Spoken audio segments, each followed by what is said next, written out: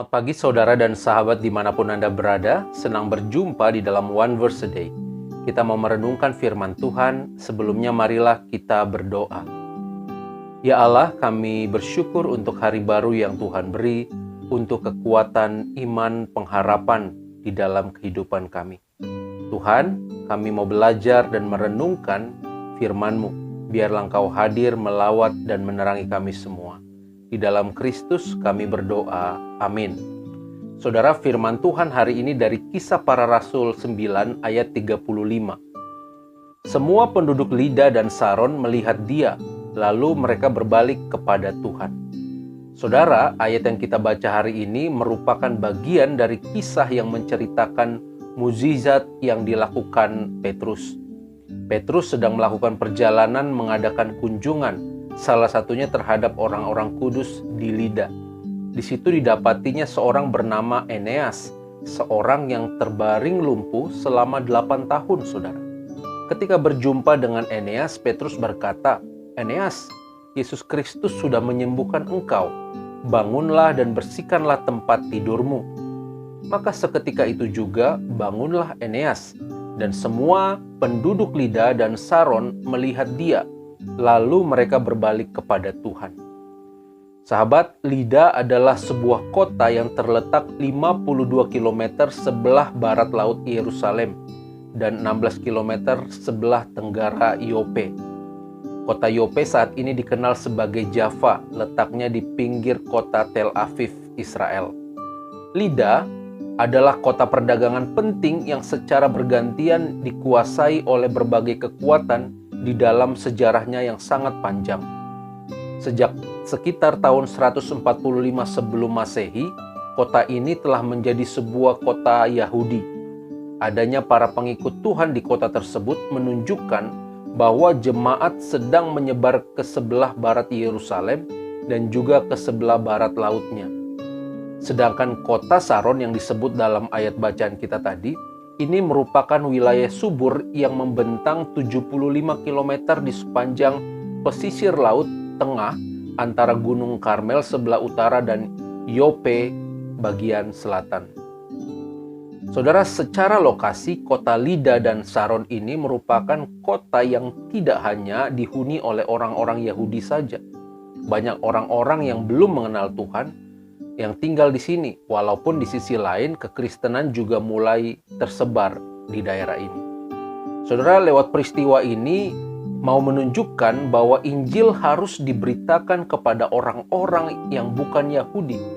Tanda-tanda mukjizat yang dilakukan Petrus ini menjadi pintu masuk bagi orang-orang di daerah Lida dan Saron untuk mereka bisa berbalik dan akhirnya percaya kepada Tuhan. Saudara, dalam sebuah kisah lama diceritakan, ada seorang rabi yang bertanya kepada muridnya tentang bagaimana cara mereka mengetahui bahwa malam sudah berakhir dan pagi sudah menjelang. Salah seorang muridnya menjawab, "Mungkin ukurannya adalah apakah kita bisa melihat perbedaan antara biri-biri dan anjing di kejauhan." "Bukan," kata rabi itu. "Lalu apa jawabnya?" tanya para muridnya. "Begini, bila Anda memandang wajah orang lain dan melihat bahwa ia adalah saudara dan saudarimu, berarti itu adalah pagi hari. Tetapi jika kamu tidak bisa melihat bahwa mereka sesungguhnya adalah saudaramu, maka kapanpun waktunya, sesungguhnya hari masih malam." Saudara, kita dipanggil untuk menyatakan kasih kepada orang-orang di sekitar kita.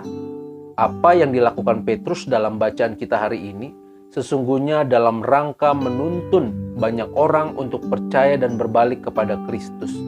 Demikian kita sebagai orang-orang percaya yang sudah ditebus pun juga diajak untuk menyatakan kasih Kristus kepada setiap orang yang kita jumpai. Setiap pikiran dan perbuatan kita harusnya menuntun dan mencerminkan kasih Kristus kepada sebanyak-banyaknya orang.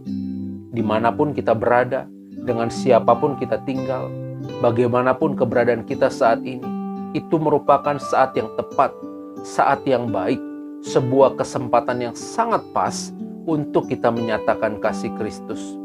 Karena sesungguhnya tidak satupun orang yang tidak membutuhkan kasih dan keselamatan di dalam Kristus. Kiranya Roh Kudus menuntun dan memampukan kita semua di dalam memenuhi panggilan tersebut. Amin. Mari kita berdoa.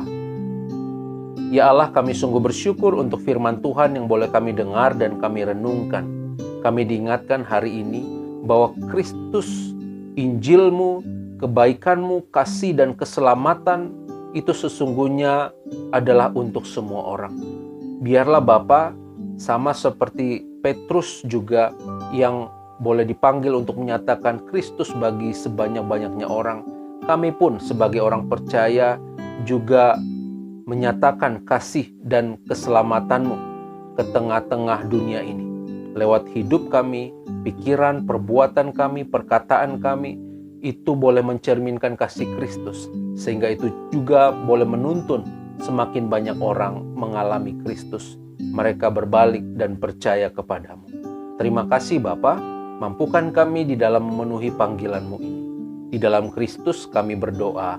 Amin. Tuhan memberkati kita semua, saudara.